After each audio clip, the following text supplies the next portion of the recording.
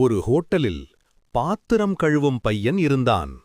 தினமும் டைனிங் ஹால்ல பெரியவர்கள் சக்சஸ் பற்றி பேசுறத அமைதியாக கேட்டுக்கொண்டிருப்பான். ஒரு நாள் ஓனர் கேட்டார், "நீ ஏன் எப்பவும் இவ்வளவு கவனமா கேட்கிற?" அவன் சிரிச்சு சொன்னான், "ஒரு நாள் இந்த டேபிள்ல நானும் உட்கார்ந்து பேசணும்." அனைவரும் சிரித்தார்கள். ஆனா இரவு ஹோட்டல் மூடிய பிறகு அங்கே இருந்த பழைய புத்தகங்களை எடுத்து படிக்க ஆரம்பித்தான். ஆண்டுகள் கடந்தது. ஒரு நாள் அதே ஹோட்டல் முன் ஒரு பெரிய கார் நின்றது.